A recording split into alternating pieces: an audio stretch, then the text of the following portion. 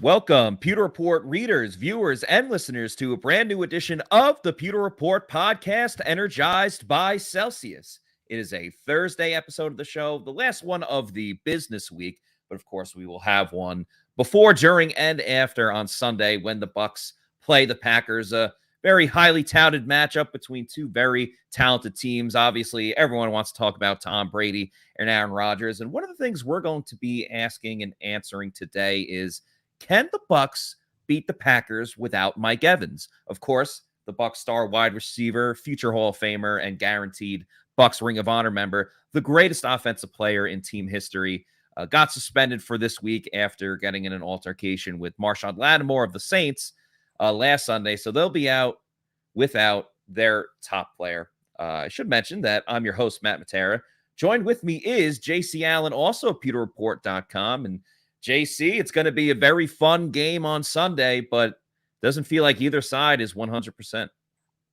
No. I mean, there's injuries. That injury report that came out yesterday was a mile long for the Bucs, and there's some key injuries that the Packers are dealing with too. So this could be another one of those games, Matty, where it's a slow, grinded out, low scoring. Maybe they get into the 20s.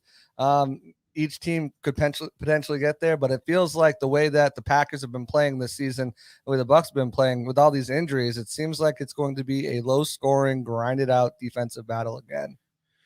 Could be a little bit low, but one thing that'll bring everything up, of course, is drinking a Celsius energy drink, the providing sponsor of the Pewter Report podcast, as you see on the screen there. I'm a huge fan of the Arctic vibe. They got so many different flavors, from the tropical peach vibe as well. You can get the sparkling watermelon, kiwi guava, so many different awesome flavors, 7 essential vitamins. And that's the key there, because this is a healthier energy drink. There's no crash or post-energy drink jitters. It's the best energy drink that you can find. So go to the store locator, find out where you can get a Celsius near you, whether it's a local store, gas station, Walmart, bodega, whatever it is. Make sure you're drinking Celsius energy drinks. And of course, if you want to buy them in bulk, I'd recommend getting the variety pack. Variety is the spice of life. You can get that on Amazon. Have it shipped to your house or apartment every 2 weeks. That's Celsius Energy, #Celsius Live Fit. JC, it was a very busy day at the Advent Health Training Center, also known as One Buck, but I like saying the Advent Health Training Center because they paid for the advertisement. They should get the name recognition. Right. We heard from Tom Brady. We heard from Byron Leftwich. We obviously spoke to some players in the locker room, including Joe Tryon-Shoyinka, and left tackle Donovan Smith, who practiced for the first time in over a week. Now, remember, Donovan got hurt in week 1 against the Dallas Cowboys. Got hurt in the second quarter, so did not play the rest of that game, and obviously was held out on last Sunday against the Saints. Did not practice Wednesday, but he was out there today. He had a brace on his arm. We spoke to him after practice, and we'll get to that in just a moment. But JC, I think just having Donovan Smith on the field, and it's not a guarantee that he's going to play on Sunday, but just seeing him fight back to go and get healthy to try to attempt to play this game or maybe next week against Kansas City, that's always a positive sign. And I think, when you see a player come back, it brings like a little extra energy to everyone around you. Yeah, especially Donnie. He's got that charisma. You saw it in the interviews, with his little jokes and stuff that he brings. But, if he can go this week, that's a huge plus. The good news is, as Bull said, they can't further injure this injury. further damage to the damage. Yeah. I mean, cause any further injury to his injury, whatever. And it's all about a pain tolerance thing. So if he can, if he feels he can be at least 85, 90%, because I mean, let's face it, unfortunately, the Bucs are dealing with injuries. When you're in December, January, guys are at 85, 90%. That's just the way it is. They're banged up from the season. So if he can play at that level early, coming back from that injury, then I think he gives it a go.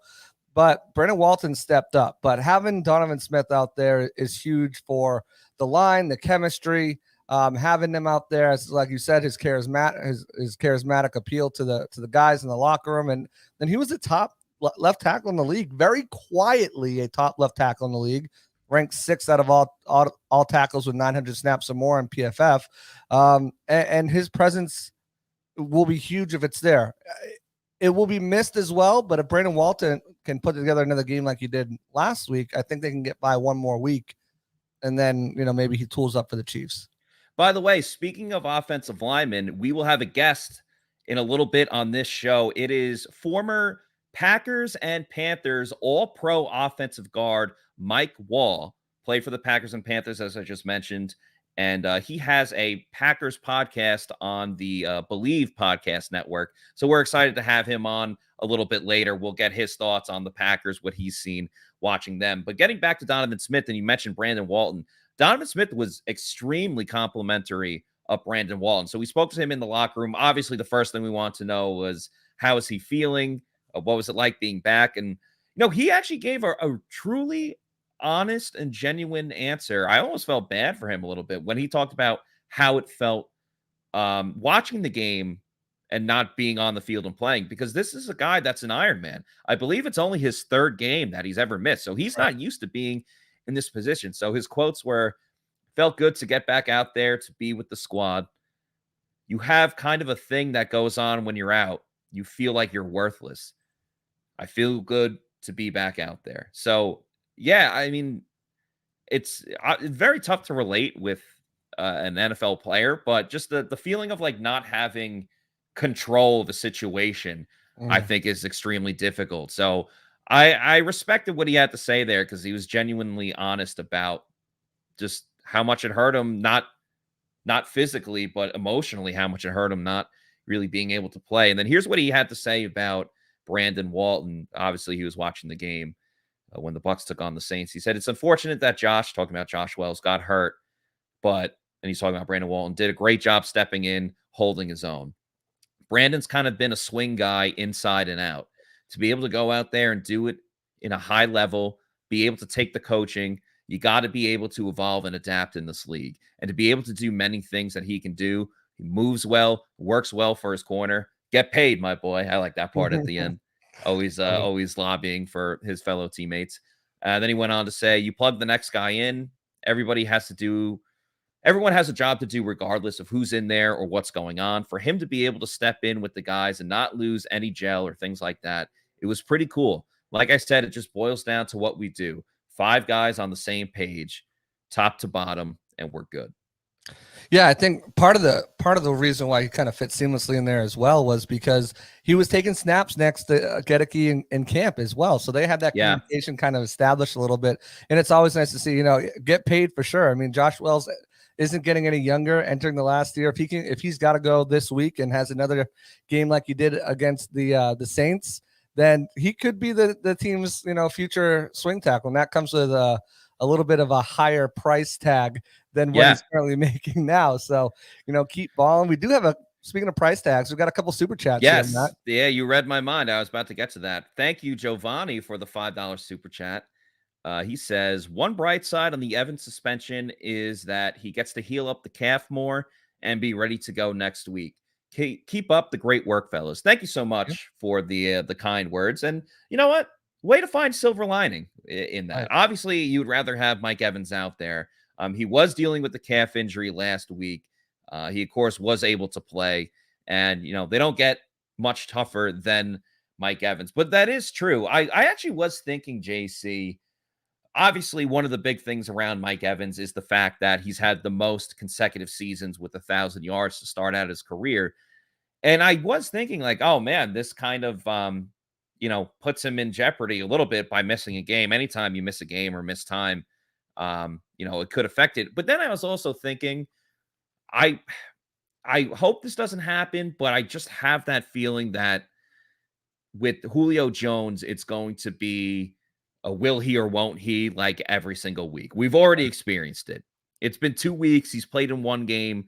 We don't know if he's going to participate. We did not see him out there at practice today, although it's very possible he could have came out after it. But he didn't practice yesterday it was his scheduled day off. But with the way that the receiver room's going, I actually think Mike has a better chance to get 1,000 yards than maybe he would have last year or the year before, when you talk about a healthier room until the end of the season. And with, like Antonio Brown and Chris Godwin was very healthy, where this year it's like Russell Gage hamstring issue. Doesn't look like himself. Julio missed a game. Obviously, a lot of other injuries going on. So that was one thing that really stood out to me. He can get healthier, but his 1,000 yards, while could be in jeopardy, the way the receiver room is going, once he's back, I think he's just going to pop off like he usually does. Yeah, I've been getting a lot of heat because people saying that I jinxed it with my bold predictions. But I think, I think that you make a lot of good points there, but I think you can make a counterpoint to that and saying, well, he doesn't have guys like Antonio. He doesn't have Chris Godwin there to open things up. He's going to be receiving a majority of the double coverage. If he's the guy, if you have him out there, then you have Breshad, Perriman, Scotty Miller, even Cole Beasley out there. He's getting the double coverage. There's no way around it. So, it's good that he has, and I'll get into why I think the Bucs can beat the Packers without Mike Evans. Mm-hmm. With some stats and stuff like that. But I think it is good that he gets this week to rest and get that cap fully healthy, because you need healthy bodies in the wide receiver position. You're picking up guys off the street. Jules was a little hurt that he didn't get a phone call over Cole Beasley. That phone call still might come. Same thing with OBJ. I mean, if this team can't get healthy at wide receiver, and someone made a good point up here. Let me see if I can find it. Do Flex Machina says, why is it the Bucs injuries are concentrated in position groups? We saw it last year with the cornerback and the wide receiver. Now this year it's offensive line and wide receiver. So, I mean, you got a bunch of guys there, and hopefully a week off, will help further help his recovery process. But we also have another super chat from Leo Galamara. He says, 499, thank you very much. Leo says, I think people are overreacting to the Packers beating an awful Bears team. I think Walton was better than Wells, and I think our defense does. The job. I think that's what he was trying to say there. What are your thoughts on that? What are your thoughts on, Walton? Do you think he looked better than Wells last week? It's tough to say because it's a small sample size, and we've seen Josh Wells start on this team. He obviously is their go-to guy. I think what Walton was able to do was exactly what everyone wanted. The fact that he was able to just come in out of the blue, and I think that was part of it. Scott and I were talking about this yesterday. The fact that he didn't have any time to think and just had to go out there and start playing. Sometimes that's almost better for someone, coming off the sidelines, because if you're starting, and we'll see if that affects him this week, when you're starting, unless Donovan Smith is back, but you have a night to sleep it over, think about it. Oh, what if this happens? What if that happens? It could really, impact someone in one way over another. So that's something I'll definitely be looking at this week. We'll find out whether or not Donovan Smith is going to play. Remember, they held the door open last week for a possibility. It was doubtful, of course, and then Walton ended up getting in the game when Josh Wells was injured. But I think you have to leave it open again, especially with Donovan practicing this week. Right. Yeah. I think, with these big men, they come in and they just push people around, and, they're trying to protect their booty, and their booty is their quarterback, and I think, if they've got that mentality of protecting the guy and know what's at stake here, then I think everything's going to be good. JC, you're talking a little bit like a pirate right now, which is a great segue, because the official beer of PewterReport.com and the Pewter Report podcast, of course, is Pirate Republic, as you see on the screen right here. Pewter Report is very excited to announce that Pirate Republic is the official beer of PewterReport.com. It's brewed in Nassau, Bahamas, but is now invading Florida just in time for football season. Beer brings people together to celebrate life. That means celebrating life in the spirit of the original pirate code, a sense of belonging. The Pirate Republic community is people living life on their terms. The Long John Pilsner, my personal favorite, is perfect for tailgating or having fun at the beach in the Florida sun. Take No Quarter is the best IPA you'll drink, and drop an orange slice in the golden haze of Piracy Belgian wit beer and enjoy the pirate life. Pirate Republic beer is available at participating retailers like Total Wine and more, Lucan's Liquors, Party Liquors, and select ABC liquor stores in the greater Tampa Bay area, and it's expanding across the state of Florida. So live life on your terms and drink like a pirate with Pirate Republic beer.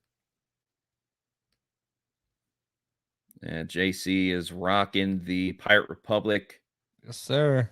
There you go. What do you got? The Belgian wit there? Belgian wit. A little Belgian wit.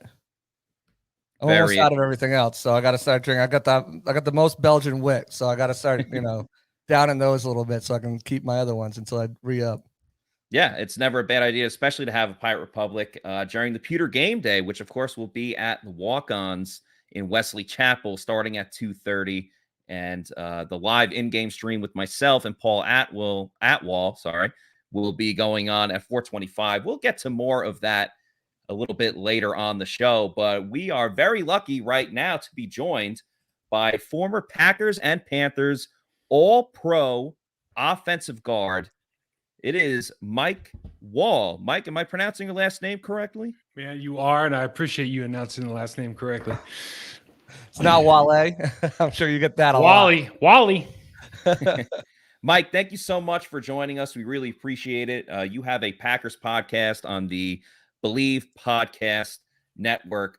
Before we get into, Bucs Packers, can you just tell us, what's it like being an NFL player? Obviously, you played at a very high level, reaching the All-Pro status, but just speak a little bit about your career and what led you getting into the podcast game post-career.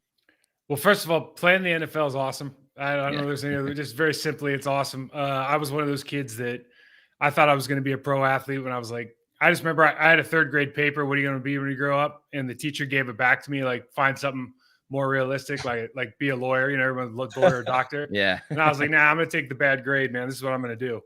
And I got to live out my dream. That's not very many people can say that. So I feel extremely lucky to have been part of that, part of the National Football League. I got into podcasting just kind of randomly. I was actually doing it when COVID hit. I was working with a bunch of athletes and trying to find a way to connect with them and their parents, aspiring athletes and professionals alike. And started doing that a little bit just to connect with some people. And through that, I think Believe Network called me up and said, hey, do you want to do a podcast with one of your best friends from your playing days, Amon Green? I said, how would I not want to do that? And, talk football for a couple hours a day. That's certainly nothing wrong with that, guys, right? Absolutely not. No. Could not agree with you more. So as we look at this Bucs Packers matchup, I'm just curious with the Packers, what is it about week one over the past couple of years that they just completely fall flat on their faces and just, don't really get anything going in week one and then obviously start turning things around in week two? Are we going to see more of the Packers that we saw in week two come this week against the Bucs? Or is it also a little bit of, well, they played the Chicago Bears and now it's a much more formidable opponent? It's a lot that we played the Chicago Bears, and now we're going to play this will probably be, it's early in the season, but you look at the road to the Super Bowl, I think, at least in the minds of the organizations, probably goes through Los Angeles, Tampa Bay, Green Bay. Maybe there's another NFC team there, but I think when those three teams kind of look at each other, that's who we're thinking about as far as we're going to have to play you guys again. I don't know why they start slow. I think a lot of it has to do with our new reality of training camp and not playing your starters very often in training camp, not getting that continuity or that game experience, especially when you're kind of coming into the season as we are with a bunch of young receivers. It was interesting this year for the first time because Devontae's not there anymore. All anybody wanted to talk about was the draft picks. And it's like our three starters aren't the draft picks. Our three starters are Sammy Watkins, Allen Lazard, and Randall Cobb. Plus Robert Tonyan, Mercedes Lewis, our backs. Those are our name guys. But because you never see them, it's like what happens? You see Romeo Doubs and Christian Watson, and they're exciting to watch, but you see them on the practice field, and that's who people are going to talk about. But excuse me. As far as starting slow, guys, I don't know what the answer is there. I'm sure if I have a lot of theories on how an athlete needs to get ready for the season and kind of, the Greek philosopher Archilochus, you don't rise to the occasion, you fall to the level of your training. I think there's something to be said about that on the team level as well. But last week, it wasn't, that was kind of like a B- game against probably a C- team. Yeah, I was going to say D, but that was very kind of you. Yeah, and D+, we'll meet in the middle. I still have friends in Chicago. Yeah. But I think this week will be a much better test, even though I know on your side there's a lot of injuries as well. This will be a great test, I think, for both teams. You mentioned that receiving group. What have you seen from those guys? Obviously, Sammy Watkins is the new guy. Lazard's been there. Cobb's been there. And then the two rookies who have been raved about all offseason, with Christian Watson. We loved Christian Watson. We were Tampa hoping he's a Tampa guy. Yeah. And then I could see why. Listen, here's what I think about like receivers coming out of college.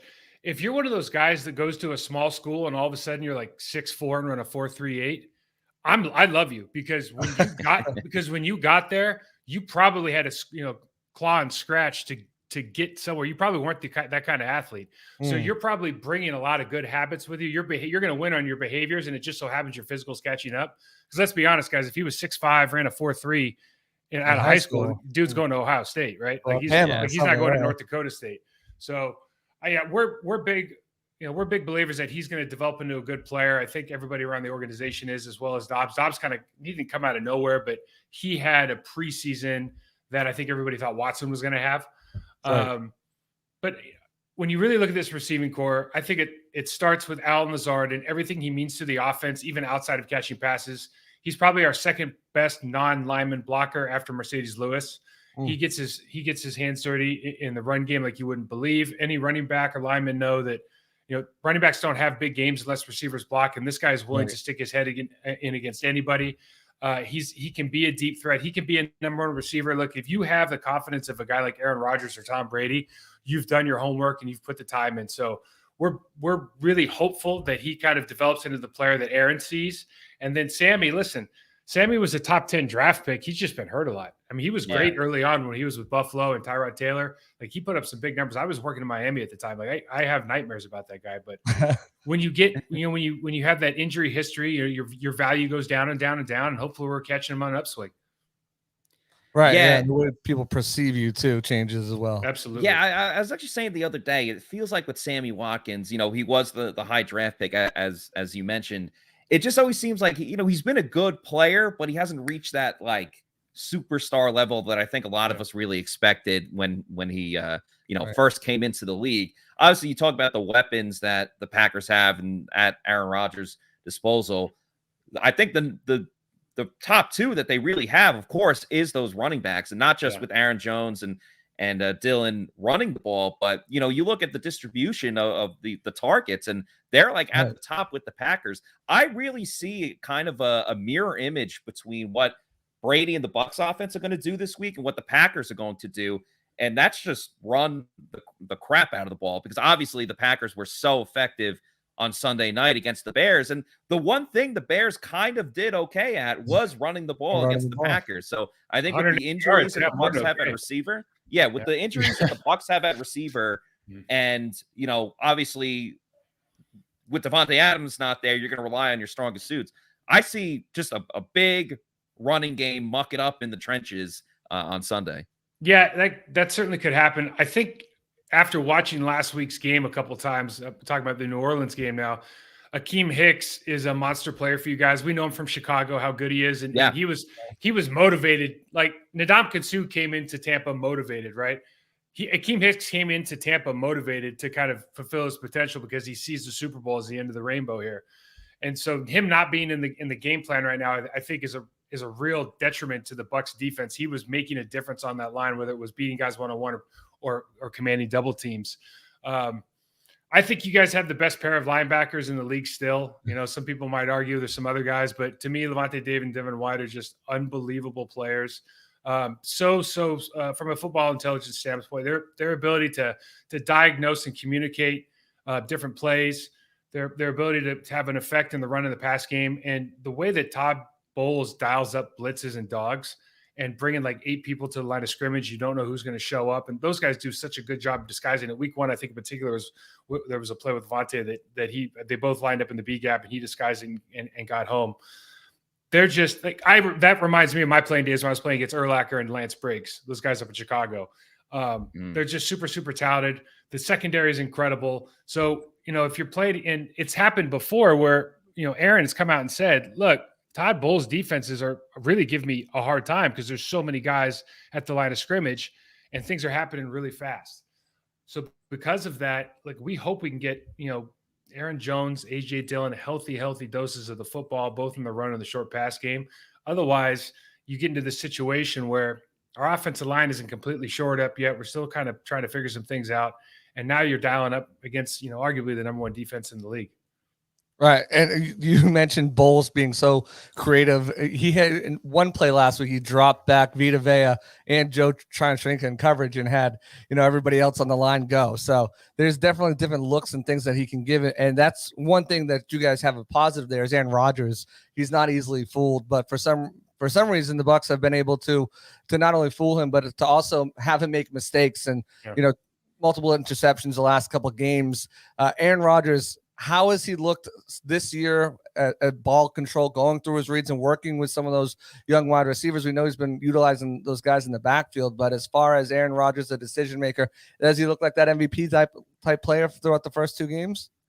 Well, yes, because it's Aaron Rodgers. That would be like, Tom Brady's kind of experiencing the same thing, right? You have some guys that aren't necessarily exactly on the same page. And we got to remember there's the NFL offense, there's the Green Bay Packers, the Tampa Bay Buccaneers offense, and then there's the Aaron Rodgers or Tom Brady offense. And those, do you want a bachelor's degree? Do you want a master's or do you want a PhD?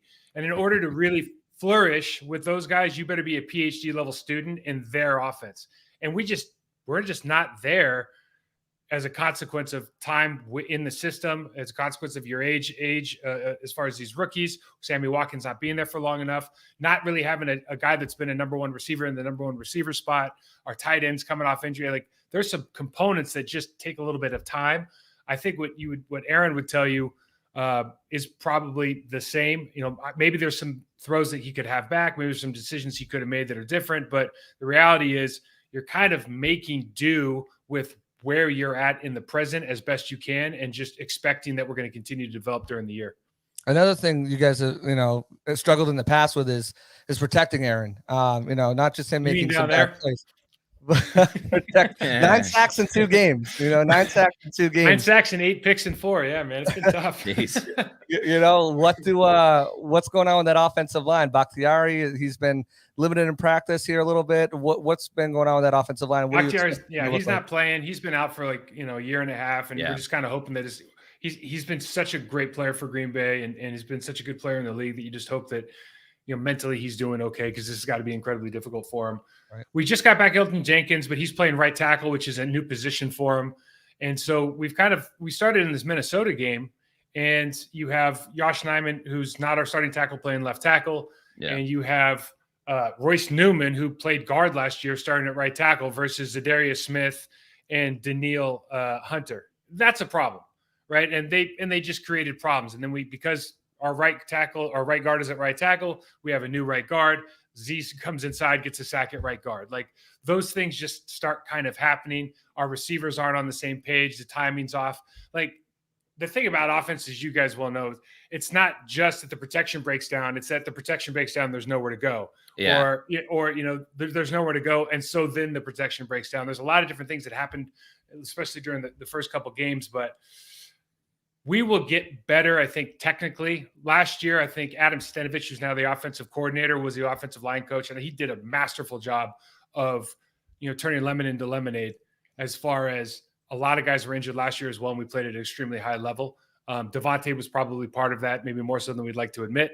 But certainly he got those guys playing at a very high level up front. So my expectation is that they just continue to improve. And again, playing against the Bucs defense, because they bring so many guys, as you guys know, and nobody's worried about your front four. Like, we're not game planning. I mean, Shaq Barrett's a good player. Hicks was a good player. Vita's a good player. Like, nobody's game planning for those guys. Like, this isn't Warren Sapp and Simeon Rice. Like, we're game planning for your linebackers, your slot blitzes, your corner blitzes. Like, that's what you're worried about. You're not, if it was like 4-on-4, it'd be like, all right, let's just play. We're good.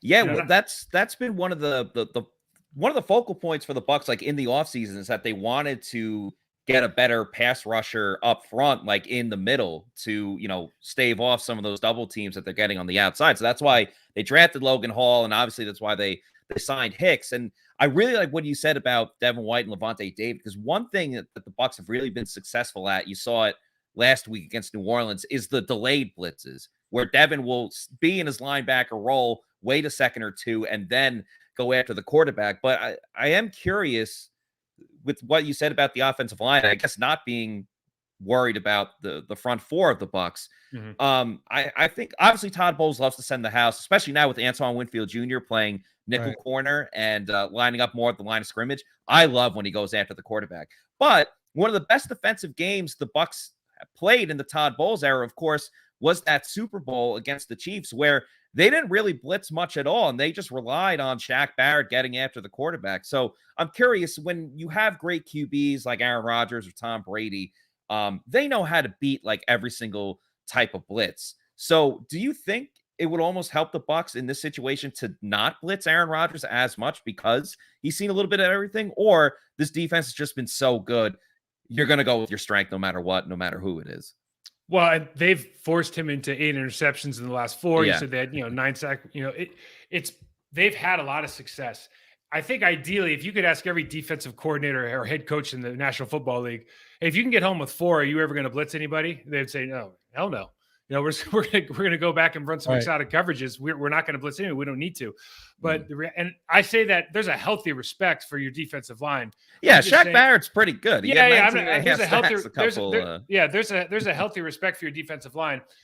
My point to you is, they're not going in the first, like the offensive quarter is not going in on Wednesday and saying, we got to stop Shaq Barrett. If we don't stop him, he's going to wreck the game. They're going, the Todd Bowles defense runs these exotic blitzes. They put 8 at the line. If you don't figure it out, like, we're in a lot of trouble. That's what they're talking about. That's my only point. Shaq Barrett's great. Vita Vea is great. Like, I would hate, me personally, I would hate to have to block Vita Vea. I was a guard at like 295, but he would murder me. Yeah, who was some of the toughest opponents for you, or individual players that you had to go up against? When I was young, I was coming up, and so the NFC, I don't remember if it was North or Central, whatever. But we had Tampa, so we had Tampa, Minnesota, Detroit, and Chicago. So like twice a year, I had to play Warren Sapp. Oh, boy. I had to play John Randall twice. I had to play Luther Ellis twice, and Sean Rodgers. And like we got like the week off because we had to play. We had to play Tractor Trailer and Keith Washington in Chicago, and they can't pass rush. But then they drafted Tommy Harris and Tank Johnson, and Tommy could play, man.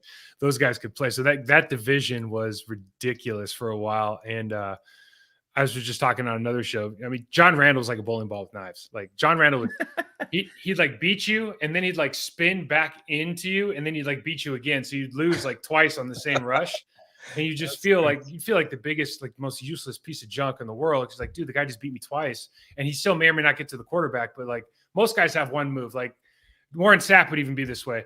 If you got him to do his chop club rip, and which was hard, but like, let's say you shot your hands and you got him with a chop club rip, he was either going to stop or start bulling. Like, there wasn't going to be like a stab, rip, duck under or something like that, or a ghost rush. Randall just had like moves. It was like a gumball machine of moves, man. They just kept coming out different colors. Like, what the hell are we going to get this time? Inside spin, outside spin, chop club rip, everything.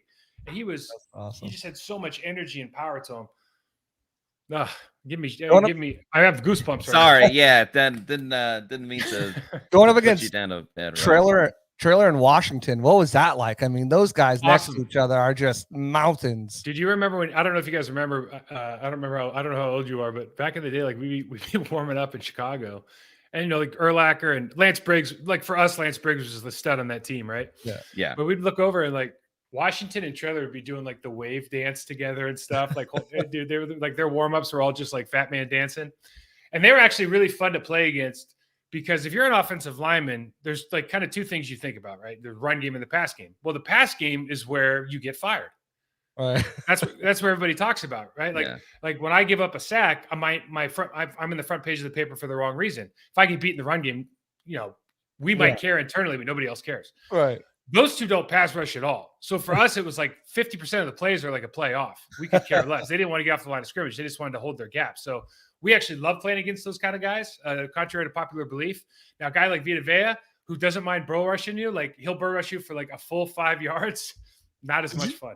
Did you play against Vince Wilfork? Oh yeah. Hell yeah. What was because to me he's the closest player in recent history, I think, that it's similar to a Vita Vea. Big guy, nose tackle, got speed, athleticism, can get after the quarterback. I mean, not Vince Wilfork was a different animal. I'm not like saying, but like I think Vita's like I would much rather block Vince Wilfork than Vita Vea. Really? Oh, not even close. Wow. And like I have respect, like everybody who played in the league, I have a lot of respect for, right? Of course. But Vita Vea is. You can just see like that, like Pacific Islander like strength all of a sudden, like you know what I mean? Like I have friends that are Tongan that I'm just like, oh, like as soon as you see them, something happens in their eye and they just pick me up and throw me through the window. And like he's just got that ability to move humans more than other humans can. Yeah. And Vince was great, and he had, he was kind of, a lot of those big guys, if they kind of beat you laterally off the line, then they might get you. But once they figure out they can't, it doesn't matter. Vita, you see him, he just like, he'll take that step to the left or right, and he doesn't really care if he beats you or not. Like in his mind, he won. And so he's continuing to bull. And I've never seen a guy get like less stats, but have more of an impact in the pass game than Vita Vea does.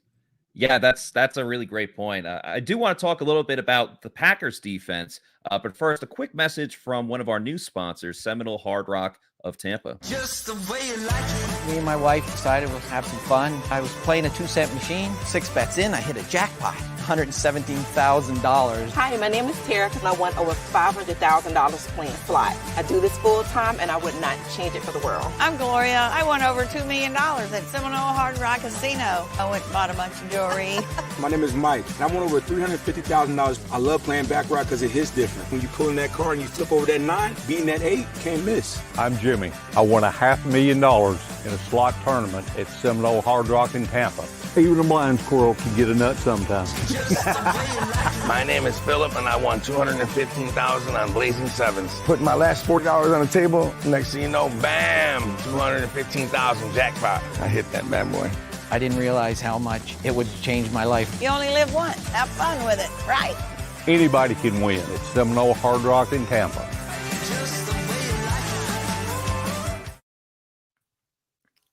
Hard Rock in Tampa. We'll be doing some live shows there, so keep an eye out for that. Mike, you've given us so much great insight already. Let's talk a little bit about the Packers defense. It seems like up front, when they do get to the quarterback, it's been coming from two guys really with Preston Smith and Rashawn Gary. Of course, they have a Pro Bowl D tackle as well. Is that really the case? They're really just relying on these two guys at first to get after the quarterback and filling up the rest as it goes. Kenny Clark's got like 10 pressures in 2 games. Right? He's killing people. He just doesn't have a sack yet, so nobody's talking about it. Yeah. But he's just absolutely, like, if you put him 1-on-1 with a center, it's a big problem. Kenny was amazing last year. He's like, just keeps getting better. He's an amazing football player. He's just such a disruptive force in the run game. Guys are really having to double team him every play now.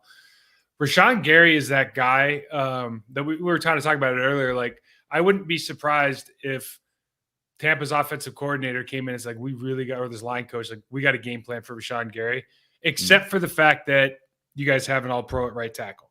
But Rashawn Gary is a game plan caliber guy, I think, for everybody. But like, that's my matchup to watch this week is Tristan Wirfs versus Rashawn Gary.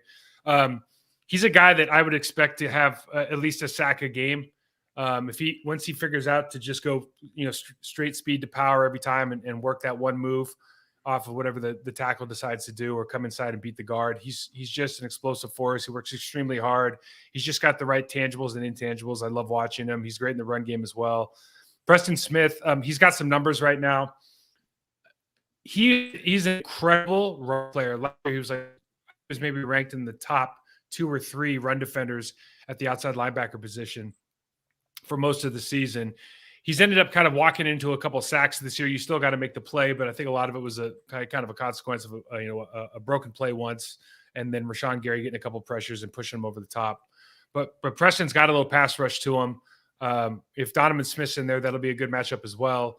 I really think, for this game, kind of seeing who you have inside, I just don't see. I think Shaq Mason coming over, having Dante Scarnecchia coming from the Patriots for a couple of years, is a good player. I think you'll have a hard time blocking Kenny. He's a really, really special athlete. Yeah, Brady said he's going to be one of the biggest, problems at defensive line. He's going to play all season long. What about that secondary? I was a big fan of Rasul Douglas. They brought him back on a really nice contract for the Packers. And what's that secondary look like? How have they been playing? Obviously, no Mike Evans. How big of a difference maker is that going to be?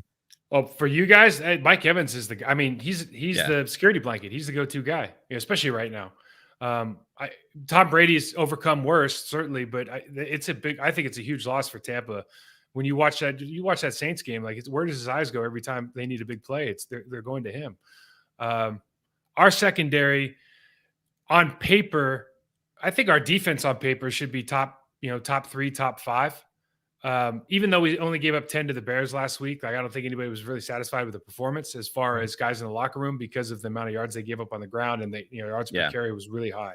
They're playing against a guy who Justin Fields dropped back 14 times during the game. Guys. I mean, it's like that's not even a real. That's like a high school football game. Yeah, that is something I won't see this week. So Jerry Alexander is coming back this year. Obviously, he's got that huge contract.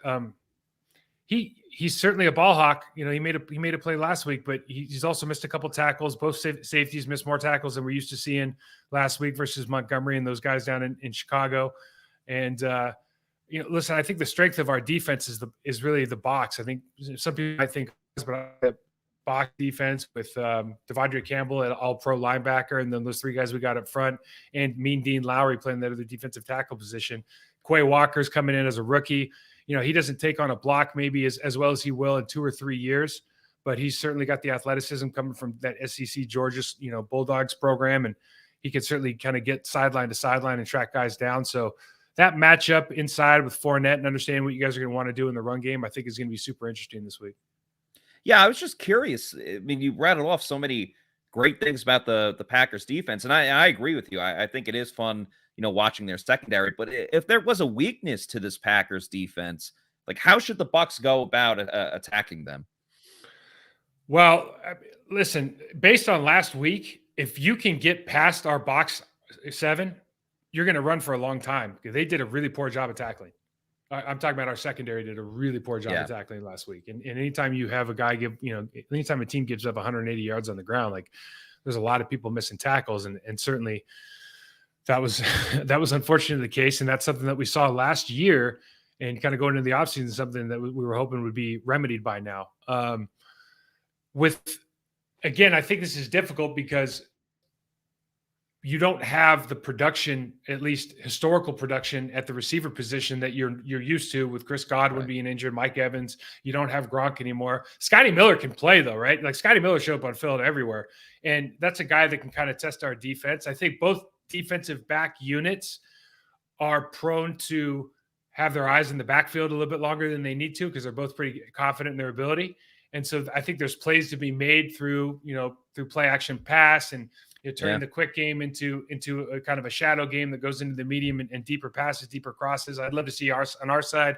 I'd love to see Christian Watson take a couple post routes against your quarters coverage or bracket coverage and see what happens.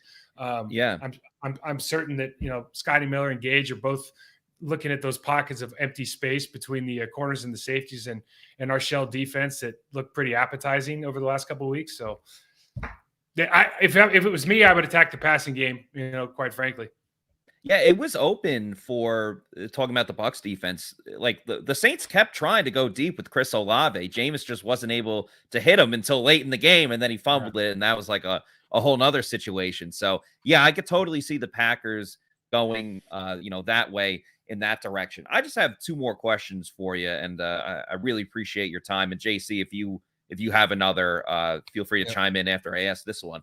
But one of the big things, obviously, in the Bucs Saints game was the fact that backup left tackle Josh Wells left, and then Brandon Walton came in and did a pretty solid job. But for you as a former offensive lineman, how tough is that when a guy goes down, you're bringing an offensive lineman fresh off the bench coming in? Like, how tough is that to build that continuity and that chemistry and make sure that you're all on the same page, like in literally like the drop of a hat, because it could happen at any moment? The one thing that showed up, I think, for me in that last game with all those guys going down with injury was like how well coached your offensive line is.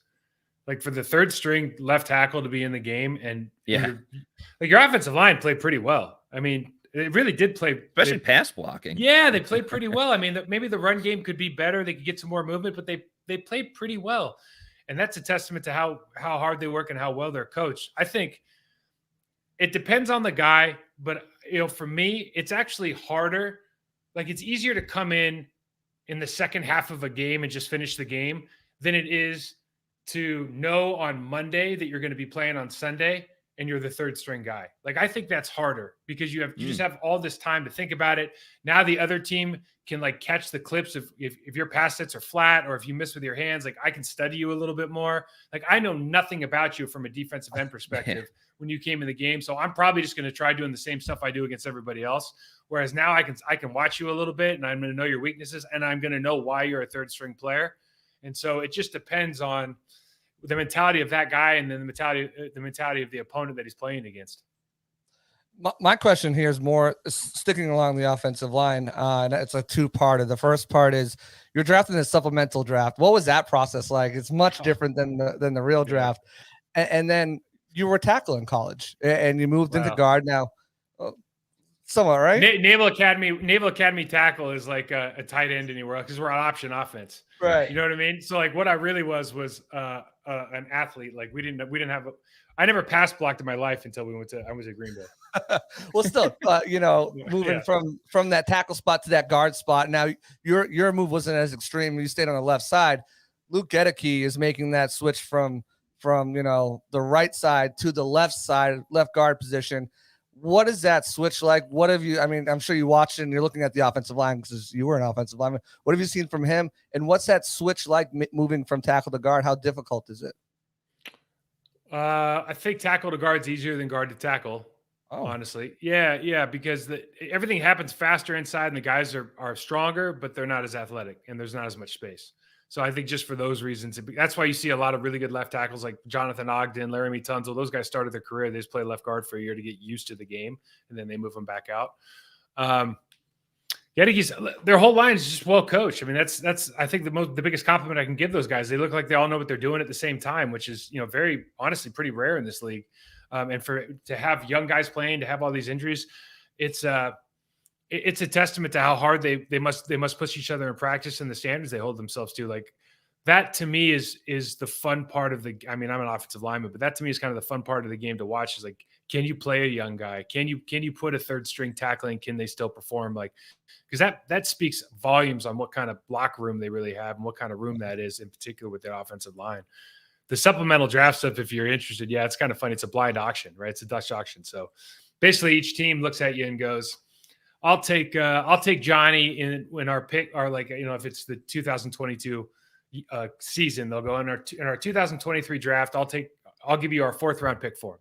And then, Giants come in and say, I'll say the 3rd round pick. And then they start projecting, which 3rd round pick is higher, and whoever has the highest pick gets you. So it's just like you go to a Dutch auction and you buy a car and you spend too much money on the car. You feel great because you got the car, but then they look at me and they look at the draft pick they gave up and they go, I got bamboozled.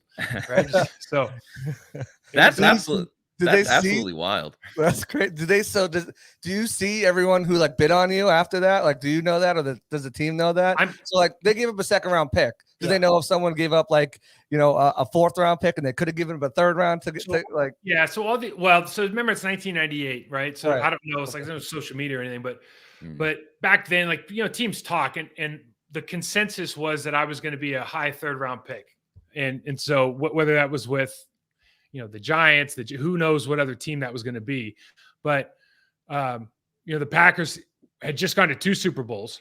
And so they knew they were like, a 3rd round pick is just a low 2nd for them because they were going to be the 30th pick in the draft or whatever. So they just said, Ron Wolf's from Annapolis. He likes military guys. I lucked out, man. I mean, honestly, I had a good combine. I lucked out. It was Ron Wolf just liking military guys is what got me to Green Bay. And you walk into a locker room that has Leroy Butler, Reggie White, Santana Dotson, Gilbert Brown, Mark Chimura, Frank Winters, Brett Favre, 3-time MVP, Dorsey Levens. You know what I mean? Just Antonio Freeman. I'm like, this is what Valhalla looks like. This is pretty good around here. You know what I mean? Hey, you got to get your foot in the door, and then you did the rest. And my last question for you, Mike. Sure, go ahead. Did Belichick ever try to get you? We know he loves Navy guys too. He's a huge Navy so guy. I'll tell you funny if you have a second. So the way I got kind of found out, I was at Navy. It was my junior year, and his dad Steve used to coach at Navy, right? So Steve still had a desk like in the hall or in an office. And he would just kind of scout for Bill and do some other stuff, but he was still involved in football. I don't know if he was officially part of the Naval Academy or not, but like they respected him enough to have a desk, right? So as the story goes, all of a sudden these teams start coming. They're looking supposedly they're looking at David Vidger, one of our senior defensive tackles. Turns out they were looking at me because Steve had called Bill and said, "Hey, there's a guy down here that I think is going to be as good as or better than Max Lane, who is the last Naval Academy guy, played right tackle for the Patriots. Reggie clubbed him 3 times for the sacks in the Super Bowl. Claim to fame. What a great claim to fame." But so then Bill calls his agent, Neil Cornrich. Neil calls me, says, "I'm flying down on Saturday," buys me an ice cream and tells me that he's going to be my agent. I'm going to the NFL.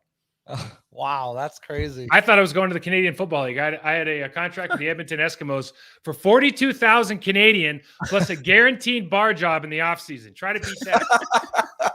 So Steve was just so you kind of owed the Belichick's a little bit, for setting that all up. I would have loved at any point, obviously, to go, play for Bill Belichick, fetch water for Bill Belichick, just do anything around them, man, because I've had a couple conversations with him, and every time you walk away, you go, "Oh, he's a lot smarter than I am," And I think anytime you're in a conversation, you go, "Oh, that guy's a lot smarter than me." Like I'm always very, very curious about what makes them tick.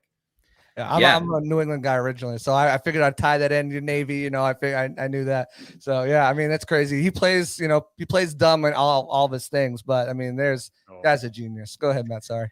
Yeah, Mike, my last question for you before we get your game prediction. Obviously, we're a Bucs podcast, a lot of Bucs fans in the chat here and everything. Just your experience playing at Raymond James Stadium. Is the heat legit, for a player? What was it like for you playing there?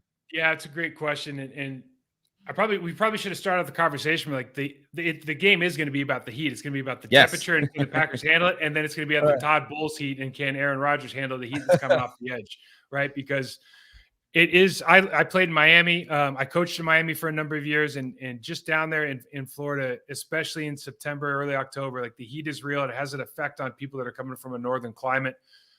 Raymond James Stadium to me is like one of the best places to play. And it's not just because we get to go down to Tampa, which is an awesome city in itself early, but the guns going off, the crowd, the atmosphere. And I was in there in the heyday when the Bucs were really, really good and they had Lynch and they had Brooks and Sapp and all those guys. And it was a fun, and every time Sapp's going after Favre. So then we're playing offensive line, and then they had the game where he knocked Chad Clifton sideways. I was going to ask you about that.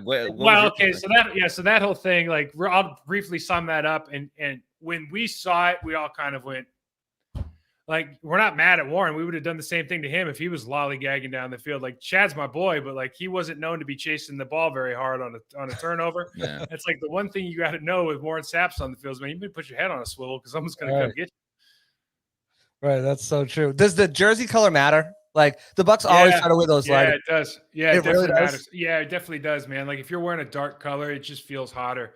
It really does. I know there's some science behind it, but to me, it's like it might as well be placebo. But if you tell us we're wearing like dark jerseys, everyone's like, it's the worst. That's awesome. All right, Mike, if you please could give us your prediction for the game on Sunday between the Bucs and the Packers. Is the spread at 1.5 still? Let me check. Yeah, I think it was at 2.5, and I think it dropped to 1.5. I tell you what, man, I didn't make a prediction on our show because I'm terrible with predictions. I would say this: if the spread's 1.5, I'll take the spread. I'll take Packers with the spread because I don't know what the game's going to look like, but I feel like it's going to be really close. Yeah, I see it at 1 point as the Bucs, 1 point, 1 point favorite. It's going to be a good game. Listen, I don't think it's going to be high scoring. I think you're right. It's going to be a slugfest. If we can get Aaron Jones going and AJ later in the game as it is getting hotter, I think we have a real chance to be successful. I think if Todd Bowles is down, if the Blitz are getting home early, then Tampa's going to have a good day. All right. Very, very interesting. Well, Mike, you've been very gracious with your time. Thanks so much for joining us. As a former offensive lineman as well, it's great talking with the offensive lineman. Only high school football, though. Not center. Yeah, center. Anything more than that. Left tackle. Smartest guy. But anyway, please plug any information, any other things you got going on, Yeah, and of course, let them know where they could find you on social media. Thanks for having me, guys. Amon Green and I run an On My Block podcast, Packers podcast. You can find that anywhere you get your stuff. I run a Process to Perform podcast. It's about player development. So aspiring athletes, parents, players, and coaches, if you're interested in kind of that model and learning more about that movement and what's going on in the youth world and the aspiring athlete world, we talk a lot about kind of headspace, how to get your mind right, how to become a technical master, and how to make ownership decisions, which are like decisions in the best interest of future you. Check out Process to Perform. You can find that anywhere you get your podcast. You can hit me up, MikeWall68 on Twitter, or Process to Perform on Instagram. Thank you again, guys. Absolutely. Yeah, thank you so much, Mike Wall, ladies and gentlemen. I could Thank talk you. to you for a whole podcast, hours. That was awesome. Thank you so much for your time. We absolutely could. And again, big thanks to Mike for joining the show. And of course, want to remind everyone that we have the Celsius Pewter Report Tailgate Show presented by Age Rejuvenation and live at Walk-Ons coming up this Sunday. It'll be going on 2 hours before kickoff. So it's a 4:25 kickoff. We'll be going live at 2:30 at the Walk-Ons in Wesley Chapel. We'll have John Gilmore in the mix once again. Bailey Adams will be involved this time. Very excited to have Bailey on the show, doing a lot of great things behind the scenes. It's going to be so much fun. We're going to break down every single kind of matchup that we can possibly get to between Aaron Rodgers, Tom Brady, the offensive lines, the very talented running backs. We're going to get into all of that. Again, Walk-Ons in Wesley Chapel at 2:30. Come by, say hello, enjoy some of their great, fantastic food. It's going to be a very fun time. And then stay with us because the Pewter Game Day show presented by Celsius will be going on at 4:25. Live in-game reactions and analysis. It'll be myself, and it's the return of Paul Atwall. I know you guys love Paul. He's got so much great insight and info, the way that he watches tape and watches the game. I'm very excited to get that going on with him. So yeah, join us pregame, postgame, or during the game, and then we will have the Pewter postgame as well for Bucs versus Packers. And JC, as we start to wind things down here, that was a great interview with Mike. Awesome. I didn't totally know either about the the jersey color really matters when you're playing a game. So that was a really good question there. Yeah, and before we because we still need to answer the question of the show. The Bucs injury report just dropped. So yeah, there were a few changes on that, Matt. Carlton Davis, who was limited with a hip injury yesterday, was a full participant today. Same thing with Robert Hainsey, who was limited with a knee, a full participant. Scotty Miller with a calf injury was a full participant. And as we discussed at the top of the show, Donovan Smith was a limited participant there. And kind of something I alluded to talking to him, David Bakhtiari finally made his first, progression towards potentially playing. I still don't think he plays Sunday, but he was a limited participant. Kenny Clark, who we talked to at length there, with a groin injury, was added to the list as a limited participant. We'll see if that's just something like he's having a maintenance day or whatnot. And Mason Crosby's got an illness. So big loss if their kicker can't go. They do have a guy on the practice squad, but if you can't get over that illness by Sunday, that will be something to monitor. So still status quo with Leonard Fournette and Russell Gage as limited participants.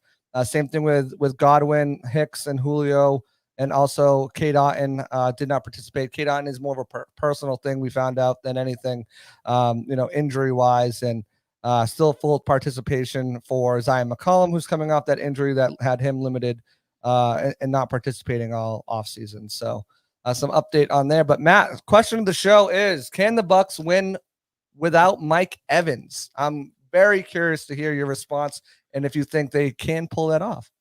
Yeah, it is a very good question, which I will answer. But first, do want to remind you guys to go to Underdog Fantasy. Go and make your picks. JC, I hit a great 4-person pick'em on Monday night. $14, ended up winning $140. Nice. I did. What did I pick? I picked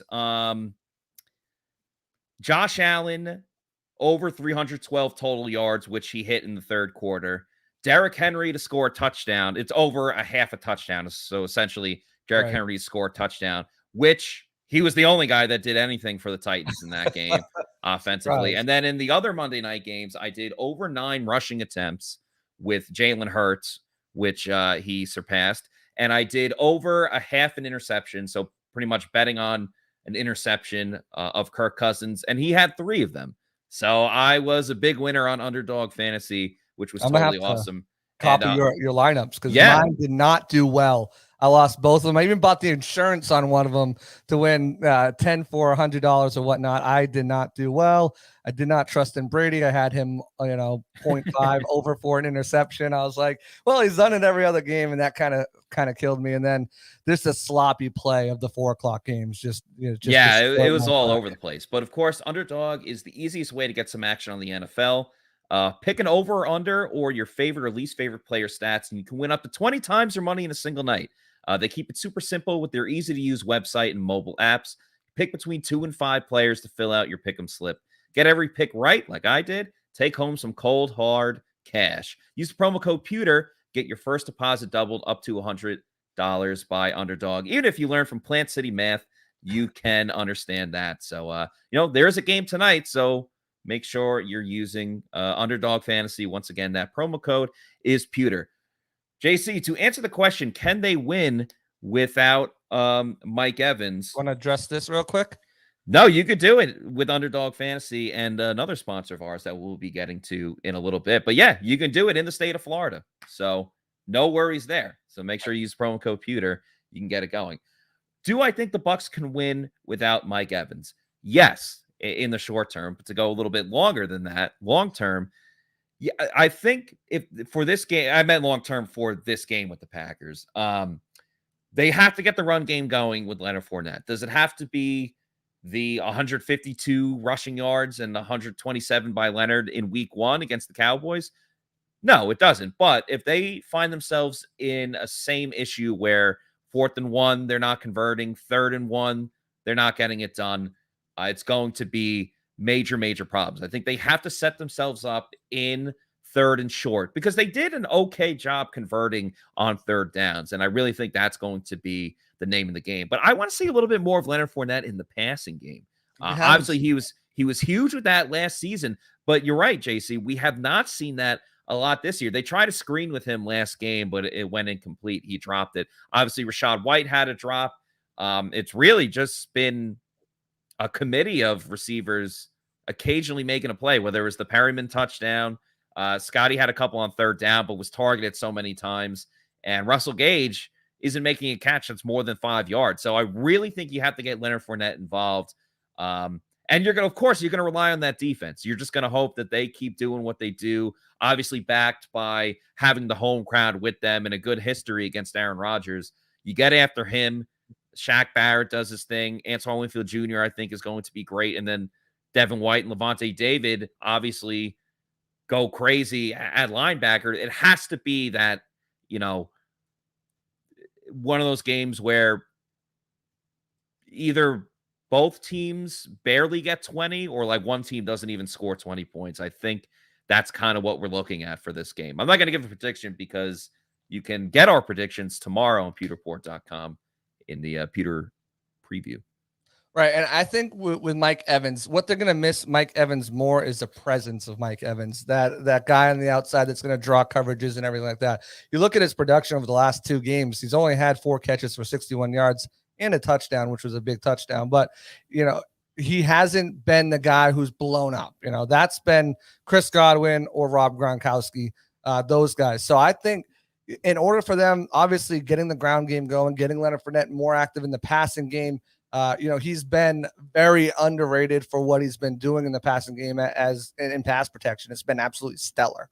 We know that big hit that he gave on Micah Parsons, but other than that, he's also had some just very, very, very important and key blocks. I think it's going to be Russell Gage. I think it's got to be Russell Gage has got to step up in that slot position and fill that role that, Chris Godwin has filled and filled that role a little bit that Gronk has filled as that option that's underneath. So that safety valve type. If he can't get going and he struggled the last 2 games, then I think it's going to be tougher than it should be to win this football game. I think the Bucs have the better defense. Well, I think Green Bay has a very good defense. I think the Bucs have a better offense right now, even dealing with the struggles. I think their offensive line is better. Maybe you give the slight push, to Aaron Judge. Oh, I think we may have lost JC there, but that's all right because this gives me the perfect opportunity to tell you guys about Pin Chasers. Guys, it's more than just going to a night out, going to a bowling alley. It's a fun night out with friends and family. The food's very underrated, from the pizza to the nachos to the chicken tendies. Obviously, they have so many different deals, whether it's all-you-can-eat pizza, all-you-can bowl, brunch on the weekends. So many great different deals, dollar beers, of course, as well. So go to pinchasers.net, find out where there's a deal that works for you, because there will be one. And of course, you could book your kid's birthday party there as well. And, they got the video game area so the kids can bowl, play some video games. And I know the holidays aren't coming up until December, but start planning your company Christmas party or Hanukkah party, whatever you celebrate, your company holiday party at Pin Chasers. Start signing up sooner rather than later, because they fill up very quick. That's pinchasers.net. Find out what deals that they have and have a great time over there. JC, you cut out for a little bit, which is why I want to tell everyone about our friends at Pin Chasers. But what was the last part that you were trying to? Yeah, I was just saying that, if they're going, I think they can win without Mike Evans. He's been a huge part of why they've won games, even if he hasn't been a statistical monster. And like I said, 4 catches, 61 yards and a touchdown against the last 2 outings hasn't been huge production, but what he does for everybody else is certainly going to be missed. And it's going to take everybody else stepping up, establishing that running game like you spoke about, and getting everybody utilized in that passing game, from the backs to the tight ends, which haven't really been utilized as much in the last 2 games. We haven't seen many throws to the tight ends or the running backs, and I think that needs to pick up with your top guys. Yeah, I think their best players are going to have to play their best when you go up against great opponents, which we will see with the Bucs and the Packers. So it's going to be a very exciting game. Love watching football. You, of course, can watch football tonight as well. The Browns are playing against the Steelers. And, we talked a lot about walk-ons, where the Pewter Report tailgate show is. Definitely recommend going to walk-ons and watching tonight's game if you want to, because they have TVs everywhere in the area, whether you're going to the Wesley Chapel one or the Midtown one. And it'd be important to watch this game tonight. The Bucs obviously play the Steelers in a couple of weeks, and the Browns much later in the season. You could also bet on this game if you wanted to. And the best place to go and bet on that would be with MyBookie and mybookie.ag. Football, and you pick winners all the time. So why not get paid for them at MyBookie? Bet single game spreads, money lines, or parlays. Parlay multiple games together to increase your payouts. There's low contest entry fees and over $500,000 to be won. Make it so you don't have to be a pro gambler to have fun. Getting started is very easy. Just use the promo code Pewter at mybookie.ag on your first deposit to secure double a deposit bonus. That's double the deposit bonus. Use promo code Pewter, get your first deposit matched dollar for dollar all the way up to $1,000. Even if you learn from Plant City math, you can figure that one out. MyBookie is a proven sports book that makes it simple to bet and simple to win. And of course, you can do this again in the state of Florida. So make this your winning season. That's where I'm talking to you. Your winning season at mybookie.ag. Promo code Pewter. I believe it was a 4.5-point spread the last time I looked with the Browns and the Steelers. I think I'm going to take the Steelers at plus 4.5, and the over-under is 39.5. I know we were talking about like Bucs, Packers. Both teams might not get to 20. I think that's going to be the case for the game tonight. I don't see both teams scoring 20, so I think I'm going to take the under in that one. Yeah, especially with both of those quarterbacks. But it's also gives us, gives Bucs fans and give us a nice little preview of 2 teams that are going to play later down in the season. When the Steelers, the first game coming up with the Browns, obviously they'll have a different quarterback at the helm, but still a little sneak peek of what that defense and what's. Well, Deshaun Watson, his last game suspended will be against the Bucs. So the Bucs will be avoiding Deshaun Watson. One more bit of news. We're running long on this show, but former Bucs outside linebacker JPP, Jason Pierre-Paul, actually signed with the Ravens today and got a pretty good deal.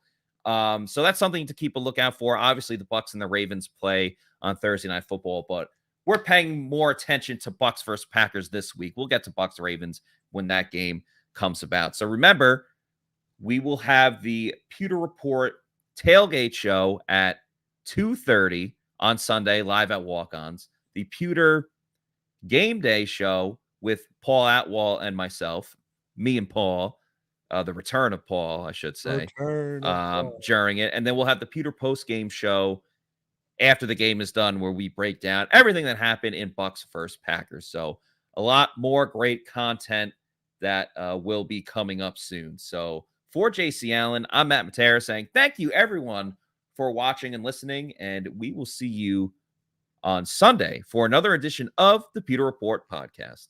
Out.